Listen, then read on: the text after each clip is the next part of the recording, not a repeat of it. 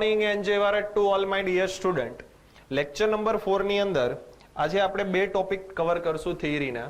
સમસ્થિતિમાન પૃષ્ઠ કોને કહેવાય અને એ પૃષ્ઠો કેવી રીતે દોરવામાં આવે તે, અને ત્યાર પછી વિદ્યુત ક્ષેત્ર અને વિદ્યુત સ્થિતિમાન વચ્ચેનો સંબંધ એટલે એક મેથેમેટિકલ સૂત્ર આની અંદર મેળવશું. તો શરૂઆત કરીએ સમસ્થિતિમાન પૃષ્ઠ. નામ ઉપરથી જ ખ્યાલ આવી જવો જોઈએ. સમસ્થિતિમાન નામ ઉપરથી જ આપણને ખ્યાલ આવવો જોઈએ. સમ એટલે એક સરખું અને સ્થિતિમાન એટલે વિદ્યુત સ્થિતિમાન, પૃષ્ઠ એટલે પૃષ્ઠ પરના દરેક બિંદુએ. તો સમસ્થિતિમાન પૃષ્ઠ કોને કહેવાય? બહુ જ સિમ્પલ છે કે જે પૃષ્ઠ પરના બધા જ બિંદુઓએ વિદ્યુત સ્થિતિમાનનું મૂલ્ય એક સમાન હોય એવા પૃષ્ઠને સમસ્થિતિમાન પૃષ્ઠ કહે છે. અગેન રિપીટ કરીએ, જે પૃષ્ઠ પરના બધા જ બિંદુએ વિદ્યુત સ્થિતિમાનનું મૂલ્ય એક સમાન હોય એવા પૃષ્ઠને શું કહેવાય? સમસ્થિતિમાન પૃષ્ઠ કહેવાય. તો હવે આપણે એવા સમસ્થિતિમાન પૃષ્ઠ કેવી રીતે દોરી શકીએ? તો આપણે એક બિંદુવત વિદ્યુતભારનું વિદ્યુત ક્ષેત્ર લઈએ અને એમાં સમસ્થિતિમાન પૃષ્ઠ દોરવાનો પ્રયત્ન કરીએ. તો આપણી પાસે એક ધન વિદ્યુતભાર છે. ધન વિદ્યુતભારનું મૂલ્ય છે +q જેટલું. હવે +q વિદ્યુતભારને કારણે તમારે જો કોઈ r જેટલા ડિસ્ટન્સ ઉપર, કેટલા ડિસ્ટન્સ ઉપર? ધારો કે મારે r ડિસ્ટન્સ પર અહીંયા p બિંદુ પાસે વિદ્યુત સ્થિતિમાન લખવું હોય તો મેથેમેટિકલ ફોર્મ્યુલા શું છે? તો કે v = kq/r. k અચળાંક છે. આ q વિદ્યુતભાર છે એ બદલાવાનો નથી. r એટલે આ વિદ્યુતભારથી આપેલા બિંદુનું અંતર. તો r ડિસ્ટન્સ તો તમે બધી બાજુ લઈ શકો કે નહીં? જો તમે ત્રિપરિમાણમાં વિચારો તો તમને r ત્રિજ્યાનો એક ગોળો જોવા મળશે. જો તમે ત્રિપરિમાણમાં વિચારશો તો આવો તમને એક r ત્રિજ્યાનો ગોળો જોવા મળશે. તો આ ગોળા ઉપરના દરેક બિંદુ પાસે વિદ્યુત સ્થિતિમાનનું મૂલ્ય એક સમાન હશે કે નહીં? જો મેથેમેટિકલી ચેક કરો, k એઝ ઇટ ઇઝ રહેશે, q એઝ ઇટ ઇઝ રહેશે, r એઝ ઇટ ઇઝ રહેશે. તો આ r ત્રિજ્યાના ગોળાની સપાટી પર વિદ્યુત સ્થિતિમાનનું મૂલ્ય તમને કેવું મળશે? એક સરખું મળશે. તો આને તમે સમસ્થિતિમાન પૃષ્ઠ કહી શકો. તમે 3 ડાયમેન્શનમાં વિચારી શકો. અહીંયા q વિદ્યુતભાર છે, 3 ડાયમેન્શનમાં એનું વિદ્યુત ક્ષેત્ર છે, અને r ત્રિજ્યાની જે ગોળાની સપાટી છે એ આપણું સમસ્થિતિમાન પૃષ્ઠ થશે. તો આ વિદ્યુતભારની આજુબાજુ આવા કેટલા સમસ્થિતિમાન પૃષ્ઠ દોરી શકાય? તો કે અનંત સંખ્યાના સમસ્થિતિમાન પૃષ્ઠ દોરી શકાય. માનો કે હું r ચેન્જ કરું, થોડોક નાનો કરી દઉં, તો આ પણ સમસ્થિતિમાન પૃષ્ઠ થશે, આ પણ સમસ્થિતિમાન પૃષ્ઠ થશે. તો હવે કેટલા સમસ્થિતિમાન પૃષ્ઠ દોરી શકાય? તો કે અસંખ્ય સમસ્થિતિમાન પૃષ્ઠો દોરી શકાય. બરાબર છે. પણ દરેક પૃષ્ઠ ઉપર સ્થિતિમાનનું મૂલ્ય અલગ અલગ હશે. માનો કે આ નજીકનું પૃષ્ઠ છે તો r ની વેલ્યુ નાની, તો આના ઉપર કંઈક સ્થિતિમાન હશે v1, આના ઉપર કંઈક સ્થિતિમાન હશે v2, આના ઉપર હશે v3. જ્યાં v1 ની વેલ્યુ સૌથી વધુ હશે, v1 > v2 > v3. તો અહીંયા સમસ્થિતિમાન પૃષ્ઠ શું થશે? તો કે વિદ્યુત ભારને કેન્દ્ર તરીકે લઈ જે ગોળાની સપાટીઓ છે એ ગોળાની સપાટીઓ સમસ્થિતિમાન પૃષ્ઠ થશે. અહીંયા લખજો, વિદ્યુત ભારને કેન્દ્ર તરીકે લઈ, વિદ્યુત ભારને કેન્દ્ર તરીકે લઈ, કેન્દ્ર તરીકે લઈ દોરેલી ગોળાની સપાટીઓ એ સમસ્થિતિમાન પૃષ્ઠ બનશે. તો આ વાત કરી બિંદુવત વિદ્યુતભારના વિદ્યુત ક્ષેત્રની અંદર સમસ્થિતિમાન પૃષ્ઠ. સેકન્ડ કેસ લઈએ. આપણી પાસે કોઈ આ x દિશાની અંદર સમાન વિદ્યુત ક્ષેત્ર આવેલું છે. હંમેશા વિદ્યુત ક્ષેત્ર રેખાઓ ધન વિદ્યુતભારમાંથી નીકળતી હોય છે અને ઋણ વિદ્યુતભારમાં અંત પામે. વિદ્યુત ક્ષેત્ર રેખાઓ ધન વિદ્યુતભારમાંથી નીકળે, ઋણ વિદ્યુતભારમાં અંત પામે. હવે જે આ ધન વિદ્યુતભાર છે એનાથી હું r ડિસ્ટન્સ ઉપર એક પોઈન્ટ p લઈ શકું. તો આવા r ડિસ્ટન્સ ઉપર તમને અસંખ્ય પોઈન્ટ મળે. જો તમે 3 ડાયમેન્શનમાં વિચારો કે આ રીતે સમાન વિદ્યુત ક્ષેત્ર છે, એમાં એક r ડિસ્ટન્સ ઉપર આપણે સરખા પોઈન્ટ વિચારીએ તો તમને એક આખું સમતલ મળશે. તમને શું મળશે? એક આવી રીતે એક આખું સમતલ મળશે. એ સમતલ પરનું દરેક બિંદુ જે છે એ દરેક બિંદુ પાસે વિદ્યુત સ્થિતિમાનનું મૂલ્ય જે છે એ એક સરખું હશે. તો આવા અસંખ્ય સમતલો જે છે તમે અહીંયા દોરી શકો, જેને તમે સમસ્થિતિમાન પૃષ્ઠ કહેશો. તો અહીંયા સમસ્થિતિમાન પૃષ્ઠ તરીકે તમને શું મળે છે? તો કે વિદ્યુત ક્ષેત્રને લંબ રૂપે દોરેલા સમતલો, વિદ્યુત ક્ષેત્રને લંબ સમતલ સપાટીઓ અથવા તો પૃષ્ઠો સપાટીઓ એ સમસ્થિતિમાન પૃષ્ઠ બને છે. સમસ્થિતિમાન સમસ્થિતિમાન પૃષ્ઠ બને છે. આવડી જાય કે નહીં? એવી જ રીતે કોઈ ધન વિદ્યુતભાર અને ઋણ વિદ્યુતભાર હોય તો એના સમસ્થિતિમાન પૃષ્ઠો અહીંયા મેં બે જગ્યાએ દર્શાવેલા છે. બંને ધન વિદ્યુતભાર હોય તો એના સમસ્થિતિમાન પૃષ્ઠો પણ આવા આવશે. બરાબર છે? જે તમને રેફરન્સ બુકની અંદર દોરીને બતાવેલા હશે. તો આટલા ટોપિકમાં તમારે શું યાદ રાખવાનું છે? તો કે પેલા સમસ્થિતિમાન પૃષ્ઠ કોને કહેવાય? જે પૃષ્ઠ પરના દરેક બિંદુ પાસે વિદ્યુત સ્થિતિમાનનું મૂલ્ય એક સમાન હોય એને સમસ્થિતિમાન પૃષ્ઠ કહેવાય. બિંદુવત વિદ્યુતભારના વિદ્યુત ક્ષેત્રમાં સમસ્થિતિમાન પૃષ્ઠો કેવી રીતે દોરી શકાય? વિદ્યુતભારને કેન્દ્ર તરીકે લઈ દોરેલી ગોળાની સપાટીઓ એ સમસ્થિતિમાન પૃષ્ઠ થશે. એક્સ અક્ષની દિશામાં આવેલા વિદ્યુત ક્ષેત્રમાં આ જે YZ સમતલ છે, આને શું કહી શકાય? YZ સમતલ. એ YZ સમતલ સપાટીઓ એ સમસ્થિતિમાન પૃષ્ઠ બનશે. એવી રીતે ધન અને ઋણ વિદ્યુતભારના સમસ્થિતિમાન પૃષ્ઠ અને બંને જો ધન વિદ્યુતભાર હોય તો એના સમસ્થિતિમાન પૃષ્ઠ આપ દોરતા તમને આવડવા જોઈએ. હવે જે ખાસ યાદ રાખવાનું છે એ સમસ્થિતિમાન પૃષ્ઠ માટેના અગત્યના મુદ્દાઓ યાદ રાખવાના છે. તો પહેલો મુદ્દો શું છે? તો કે પૃષ્ઠના દરેક બિંદુ પાસે વિદ્યુત ક્ષેત્ર એ પૃષ્ઠને લંબ રૂપે હોય છે. પૃષ્ઠના સમસ્થિતિમાન પૃષ્ઠના દરેક બિંદુ પાસે વિદ્યુત ક્ષેત્ર જે છે એ પૃષ્ઠને લંબ રૂપે હોય છે. આકૃતિની અંદર તમે જોઈ શકો કે તમને દેખાશે કે આ સમસ્થિતિમાન પૃષ્ઠ છે રેડ કલરનું. આ રેડ કલરનું સમસ્થિતિમાન પૃષ્ઠ છે. તો દરેક બિંદુ પાસે વિદ્યુત ક્ષેત્ર જો એને લંબ રૂપે છે. આપણે અહીંયા જોઈ શકાય છે કે દરેક બિંદુ પાસે વિદ્યુત ક્ષેત્ર એને લંબ રૂપે છે. અહીંયા પણ જોઈ શકાય છે કે દરેક બિંદુ પાસે પૃષ્ઠને લંબ રૂપે વિદ્યુત ક્ષેત્ર હશે. બરાબર છે? અહીંયા તમે ધન વિદ્યુતભારનું વિદ્યુત ક્ષેત્ર દોરી દો તો જે ગોળાની સપાટીઓ છે એ એને લંબ રૂપે થશે. પહેલો મુદ્દો.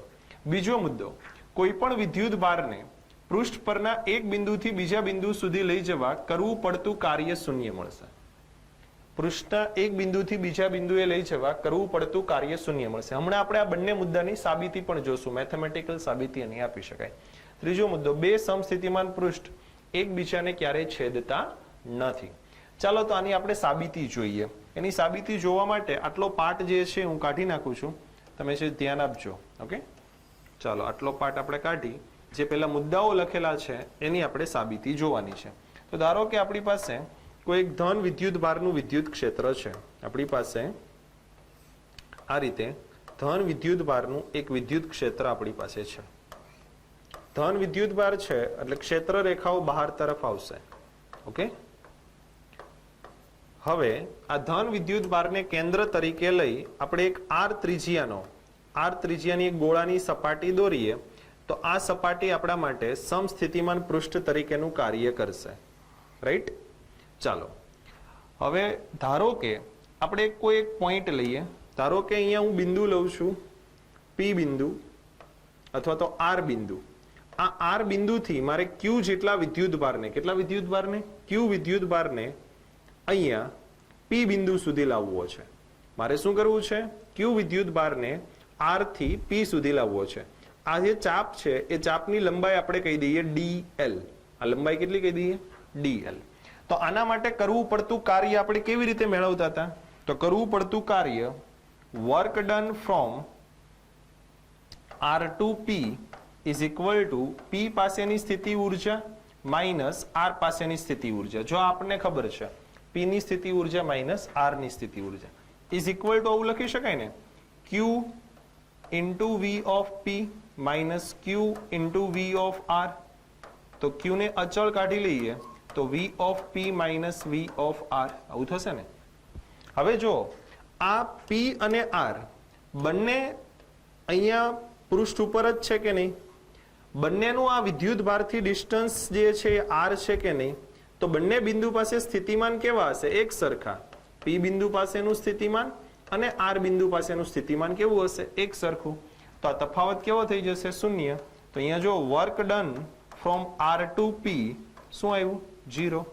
તો આ બીજો મુદ્દો સાબિત થઈ ગયો કે વિદ્યુતભારને પૃષ્ઠ પરના એક બિંદુથી બીજા બિંદુ સુધી લઈ જવા કરવું પડતું કાર્ય શૂન્ય. શું કામ?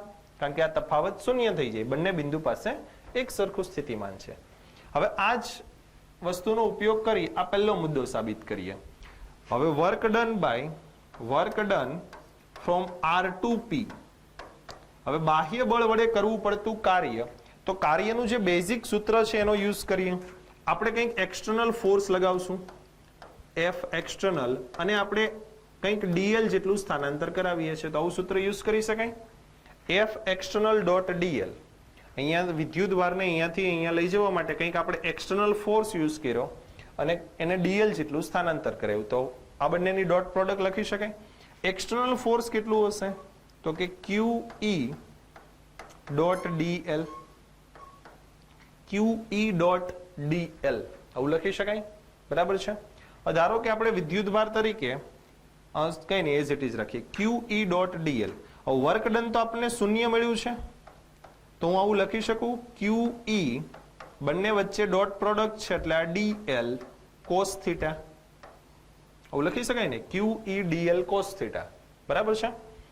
હવે Q 0 નથી, Q ની કોઈક વેલ્યુ મળશે તમને, ઇલેક્ટ્રિકલ ફિલ્ડ પણ 0 નથી અને dl પણ 0 નથી, તો તમે અહીંયા આ વસ્તુ અહીંયા લખું છું, ધ્યાન આપજો.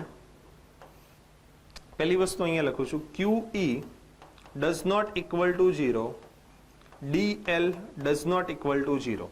તો એનો મતલબ એવો થયો કે cos થીટા 0 હોવું જોઈએ, cos theta is equal to 0 હોવું જોઈએ, અને જો cos થીટા 0 હોય તો થીટા is equal to શું થાય, π/2 થાય. તો એનો મતલબ એવો થાય કે અહીંયા આ ઇલેક્ટ્રિકલ ફિલ્ડ અને જે આપણે સ્થાનાંતર કરાવ્યું છે dl, એ dl સ્થાનાંતર આપણે પૃષ્ઠ ઉપર કરાવેલું છે, એ બંને વચ્ચેનો એંગલ કેટલો હોવો જોઈએ, π/2. તો અહીંયા એવું સાબિત થાય છે કે પૃષ્ઠના દરેક બિંદુ પાસે વિદ્યુત ક્ષેત્ર એ પૃષ્ઠને લંબ રૂપે હોય છે. ખ્યાલ આવે છે? પૃષ્ઠના દરેક બિંદુ પાસે વિદ્યુત ક્ષેત્ર એ પૃષ્ઠને લંબ રૂપે હોય છે. તો અહીંયા બે મુદ્દાઓ મેથેમેટિકલી સાબિત થઈ જાય છે. તમે એની સાબિતી નહીં કરો તો પણ ચાલશે, ખાલી તમને 3 મુદ્દા યાદ હોવા જોઈએ અને આટલું અહીંયા જે ડિટેલ લખેલી છે એ યાદ હોવી જોઈએ. ઓકે, ચાલો નેક્સ્ટ ટોપિક પર આવીએ. તો બીજો ટોપિક છે વિદ્યુત ક્ષેત્ર અને વિદ્યુત સ્થિતિમાન વચ્ચેનો સંબંધ. ધારો કે આપણે કોઈ એક વિદ્યુત ક્ષેત્ર લઈએ, આપણી પાસે આ +Q વિદ્યુત ભાર છે. +Q વિદ્યુત ભારના વિદ્યુત ક્ષેત્ર આપણે કંઈક આવી રીતે બતાવીએ છીએ. હું આખું વિદ્યુત ક્ષેત્ર નથી દર્શાવતો, થોડોક પાર્ટ જ હું અહીંયા દર્શાવું છું, એવું સમજો. બરાબર છે. હવે એના ઉપર આપણે બે સમસ્થિતિમાન પૃષ્ઠ દોરીએ, એક આ A અને એક બીજું રેડ કલરથી દોરીએ, આ B. બરાબર છે. આ બંને સમસ્થિતિમાન પૃષ્ઠ મેં અહીંયા દોરેલા છે, એક A છે અને એક B છે. હવે એ પૃષ્ઠ જે છે એ આ વિદ્યુત ભારથી કોઈ r જેટલા ડિસ્ટન્સ ઉપર હશે અને જે રેડ કલરનું પૃષ્ઠ છે એ એનાથી થોડું દૂર છે. તો જો આપણે સૂત્ર યુઝ કરીએ V is equal to KQ/R, બરાબર છે, તો હું અહીંયા એવું લખી શકું કે એ બિંદુ પાસેનું વિદ્યુત સ્થિતિમાન B પાસેના સ્થિતિમાન કરતા વધારે હશે. આ એ પૃષ્ઠ ઉપરનું સ્થિતિમાન જે છે, એ પૃષ્ઠ ઉપરનું સ્થિતિમાન એ B પૃષ્ઠ પરના સ્થિતિમાન કરતા વધારે હશે. આટલી વસ્તુ ખ્યાલ આવી ગઈ. ચાલો બીજી વસ્તુ કે આ બંને વચ્ચેનું જે ડિસ્ટન્સ છે, આ ડિસ્ટન્સને હું કહી દઉં છું dl. આ બંને વચ્ચેના ડિસ્ટન્સને આપણે શું કહી દઈએ છીએ, dl, અથવા કંઈ બી નામ આપી દેવાય. પણ આ સૂક્ષ્મ ડિસ્ટન્સ છે, આ આટલા બધા દૂર નથી, આ ખૂબ નજીક છે. તમને દેખાય એટલા માટે મેં દૂર દોરેલા છે, પણ આ બંને વચ્ચેનું ડિસ્ટન્સ dl એ બહુ જ ઓછું ડિસ્ટન્સ છે. રાઈટ. તો ચાલો આપણે એવું માની લઈએ કે આ એ બિંદુ પર વિદ્યુત સ્થિતિમાન હશે કંઈક V. Right, sorry, 1 minute. ચાલો આપણે એવું માની લઈએ કે જે આ B પૃષ્ઠ છે એના ઉપરનું કંઈક વિદ્યુત સ્થિતિમાન હશે V જેટલું. બરાબર છે. હવે એ બિંદુ ઉપરનું સ્થિતિમાન વધારે છે, તો કેટલું વધારે હશે, તો હું એવું માની લઉં છું કે કંઈક ΔV જેટલું વધારે હશે, અથવા તો ΔV જેટલું વધારે હશે.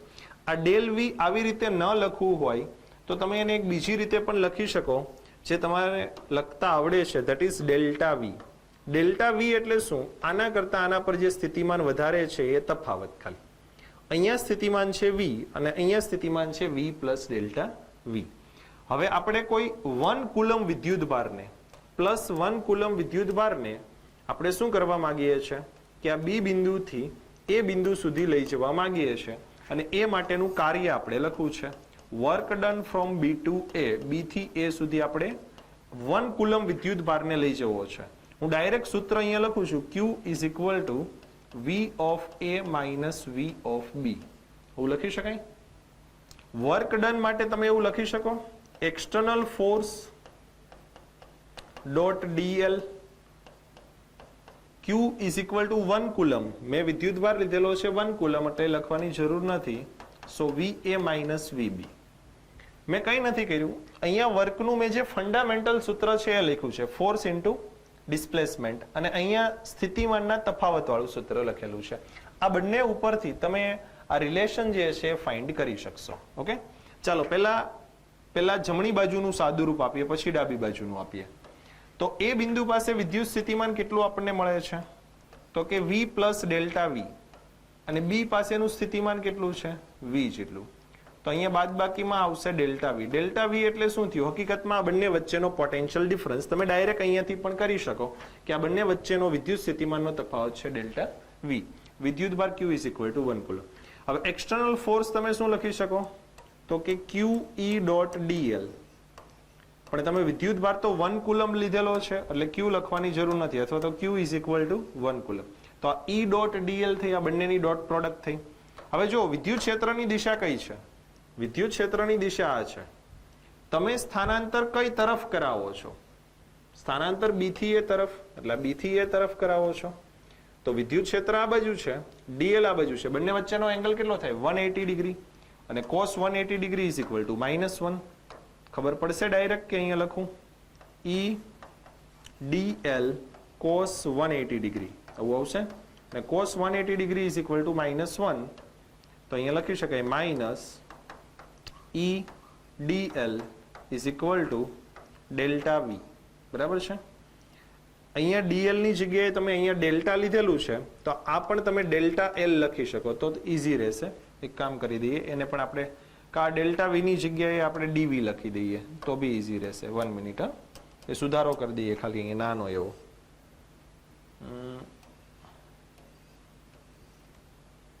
બંને જગ્યાએ સરખો તફાવત લેવાનો છે એટલે એક નાનો એવો સુધારો કરી દઈએ. અહીંયા લખવાનું છે તમારે dv, એટલે સૂક્ષ્મ તફાવત, બીજું કંઈ નથી. બરાબર છે. તો અહીંયા પણ આવશે dv, અહીંયા આવશે dv, અહીંયા આવશે dv. ખ્યાલ આવી ગયો? સૂક્ષ્મ તફાવતની વાત થઈ છે. તો electrical field E is equal to તમે શું લખી શકો? Minus dv by dl. તો આ ઇલેક્ટ્રિકલ ફિલ્ડ અને વિદ્યુત સ્થિતિમાન વચ્ચેનો સંબંધ તમને મળી ગયો. કેવી રીતે યાદ રાખવાનું છે?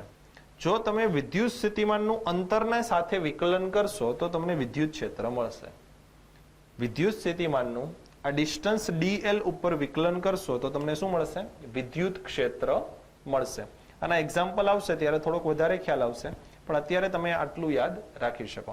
બીજો મુદ્દો આની અંદર એ યાદ રાખવાનો છે, આ ઋણ નિશાની શું દર્શાવે છે? ઋણ નિશાની ઘટાડો દર્શાવે છે. dv બાય dl નો અર્થ શું થાય? ફેરફાર, અંતર સાથે સ્થિતિમાનમાં થતો ફેરફાર.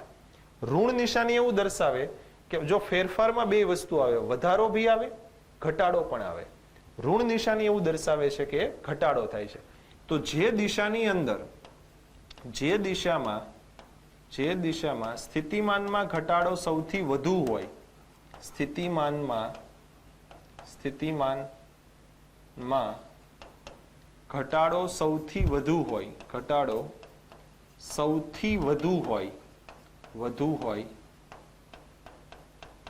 એને વિદ્યુત ક્ષેત્રની દિશા ગણવામાં આવશે. વિદ્યુત ક્ષેત્રની દિશા ગણવામાં આવશે. જો આની મદદથી, આ સૂત્રની મદદથી તો માત્ર તમને વિદ્યુત ક્ષેત્રનું મૂલ્ય મળશે. ડિરેક્શન કેવી રીતે ફાઇન્ડ કરશો?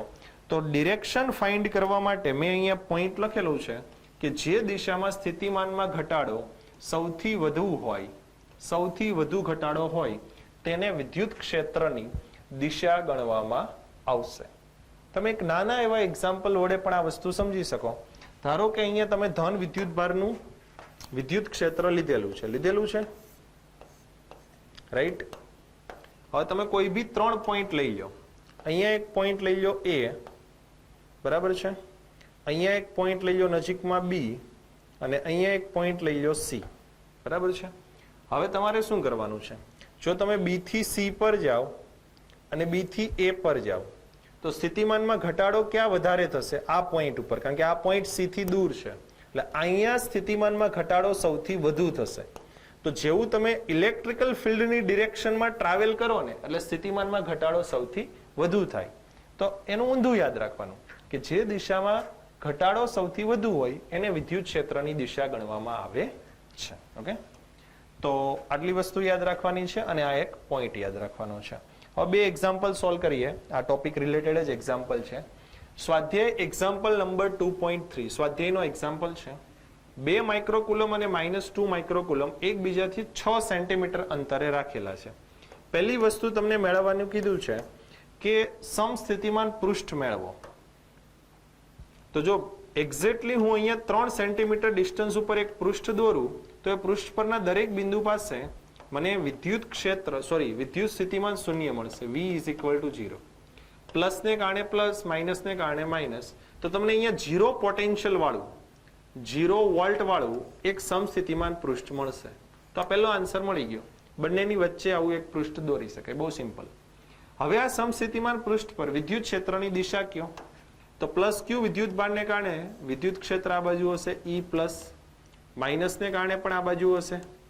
તો વિદ્યુત ક્ષેત્ર જે છે એ -2 માઇક્રોકુલમ વિદ્યુત ભાર તરફ હશે, એવું કહી દેવાનું. તો આ થઈ ગઈ વિદ્યુત ક્ષેત્રની દિશા. બહુ સિમ્પલ લોજિક આધારિત આ એક્ઝામ્પલ હતો. રાઈટ, નેક્સ્ટ એક્ઝામ્પલ જોઈએ. સ્વાધ્યાય એક્ઝામ્પલ નંબર 2.34. આ પણ સમસ્થિતિમાન પૃષ્ઠ રિલેટેડ છે. તમને એવું કીધું છે કે નીચેના દરેક કિસ્સામાં સમસ્થિતિમાન પૃષ્ઠ દોરો. પહેલું તમને આપેલું છે કે ઝેડ દિશાની અંદર આપણે કોઈ એક ડિરેક્શન લઈ લઈએ. ઝેડ દિશામાં અચળ વિદ્યુત ક્ષેત્ર હોય તો એના માટે સમસ્થિતિમાન પૃષ્ઠ કેવી રીતે દોરી શકાય? તો કે વિદ્યુત ક્ષેત્રને લંબ સમતલો એ સમસ્થિતિમાન પૃષ્ઠ થશે. વિદ્યુત ક્ષેત્રને લંબ સમતલો શું થશે? સમસ્થિતિમાન પૃષ્ઠ થશે. તમે આવા અસંખ્ય પૃષ્ઠ દોરી શકો. પણ આની અંદર એક વસ્તુ ખાલી એક નોટ ડાઉન કરવાની છે. ધારો કે અહીંયા કંઈક સ્થિતિમાન V1 હશે, અહીંયા કંઈક સ્થિતિમાન V2 હશે, અહીંયા કંઈક સ્થિતિમાન V3 હશે. જો આ બંને વચ્ચેના ડિસ્ટન્સ એક સરખા લઈએ d, આ બધા પૃષ્ઠ વચ્ચેના ડિસ્ટન્સ જો એક સરખા લેવામાં આવે તો આ V2 - V1 = V3 - V2 થશે. આ ડિફરન્સ પણ કેવો પડશે? એક સરખો પડશે. આ યાદ રાખવાનું છે, આગળ ઉપયોગી થશે. બીજું તમને એવું કીધું છે કે ઝેડ દિશાની અંદર વિદ્યુત ક્ષેત્ર છે. ઝેડ દિશાની અંદર વિદ્યુત ક્ષેત્ર છે, પણ એ વિદ્યુત ક્ષેત્ર જે છે એ ઝેડ ડિરેક્શન સાથે ઘટે છે, એની અંદર ઘટાડો થાય છે. તો એના માટે સમસ્થિતિમાન પૃષ્ઠ કેવી રીતે દોરી શકાય? તો એની અંદર પણ આપણે આવા લંબ સમતલો જ દોરશું. પણ અહીંયા ડિફરન્સ શું પડશે એ ખાસ યાદ રાખવાનું છે કે જેમ જેમ તમે દૂર જશો એમ ડિસ્ટન્સ, જો તમારે આ કન્ડિશન સેટિસ્ફાઈ કરવી હોય, ધારો કે અહીંયા સ્થિતિમાન V1, અહીંયા V2, અહીંયા V3, તો આ ડિસ્ટન્સ જે છે એ D1 હોય તો આ ડિસ્ટન્સ તમારે વધુ રાખવું પડે, કારણ કે અહીંયા વિદ્યુત ક્ષેત્રમાં ઘટાડો થાય છે. તો આ કન્ડિશન સેટિસ્ફાઈ થાય. D2 > D1 જો આ કન્ડિશન મુજબ લખો તો તમે V2 - V1 = V3 - V2 લખી શકો. આટલો ડિફરન્સ પડે. ત્રીજું કીધેલું છે બિંદુવત વિદ્યુત ભારના વિદ્યુત ક્ષેત્રની અંદર સમસ્થિતિમાન પૃષ્ઠો તમને દોરતા આવડે જ છે. વિદ્યુત ભારને કેન્દ્ર તરીકે લઈ દોરેલા ગોળાની સપાટીઓ એ સમસ્થિતિમાન પૃષ્ઠો થશે. છેલ્લો પોઈન્ટ ઇમ્પોર્ટન્ટ છે. તમને એવું કીધું છે એક આડા અને ઊભા તારવાળી જાળી છે કે જેના ઉપર વિદ્યુત ભાર છે, તો એના માટે સમસ્થિતિમાન પૃષ્ઠ. તો ધારો કે અહીંયા તાર આવી રીતે છે, આમ અંદર તરફ અથવા તો બહાર તરફ છે, આવી રીતે અહીંયા ઘણા બધા તાર આપેલા છે. હવે આ જે તાર છે એના ઉપર ધન વિદ્યુત ભાર છે, આ બધા ઉપર શું છે? પોઝિટિવ ચાર્જ છે. તો આ તાર આમ આવી રીતે છે અને આ જે એક્સ અક્ષ છે એ ડિરેક્શનની અંદર પણ તાર છે, એટલે એક ગ્રીડ પ્રકારે છે. તો આનું વિદ્યુત ક્ષેત્ર કેવું બનશે? આનું વિદ્યુત ક્ષેત્ર જે છે એ ત્રિપરિમાણમાં જે ફૂમકા બનાવો ને તમે, આનું વિદ્યુત ક્ષેત્ર કંઈક આ પેટર્નમાં બને, આવું આનું વિદ્યુત ક્ષેત્ર બનશે. ખ્યાલ આવે છે? આ એકબીજાને અપાકર્ષિત, એટલે આ લાઈન છે એ કંઈક આવી બની જશે અપાકર્ષણને કારણે. કોના કારણે? અપાકર્ષણને કારણે આ રીતે તમે વિદ્યુત ક્ષેત્ર એનું આખું બનાવી શકો. 3 ડાયમેન્શનમાં તમે એની કલ્પના પણ કરી શકો.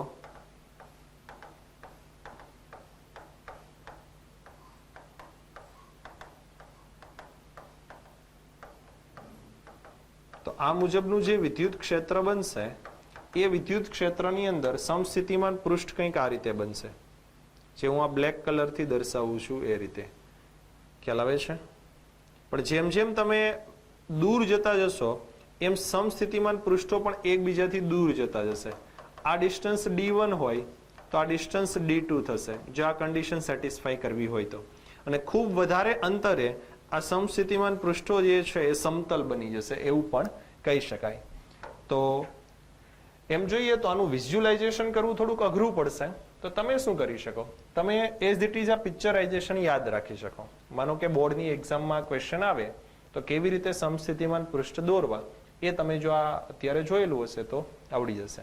રેફરન્સ બુકની અંદર આ ફિગર હશે નહીં, તો આ ફિગર તમે ડ્રો કરી લેજો. મેં અહીંયા ફૂમકા હરખા નથી દોર્યા, પણ તમે વિચારી શકો કે અહીંયા આ રીતે ફૂમકા છે, બરાબર છે. 3D માં ફૂમકા છે અને એના સમસ્થિતિમાન પૃષ્ઠો આ રીતે છે, વેવ આકારના. જેમ જેમ દૂર જશો એ વેવ આકાર ઓછો થતો જશે અને સમતલ તમને સમસ્થિતિમાન પૃષ્ઠો જોવા મળશે. તો આજે આપણે બે થિયરીના ઇમ્પોર્ટન્ટ ટોપિક જોયા, સમસ્થિતિમાન પૃષ્ઠ અને વિદ્યુત ક્ષેત્ર અને સ્થિતિમાન વચ્ચેનો સંબંધ તથા સ્વાધ્યાયના બે એક્ઝામ્પલ. આટલી વસ્તુ તમારે પ્રિપેર કરવાની છે. Okay, thank you.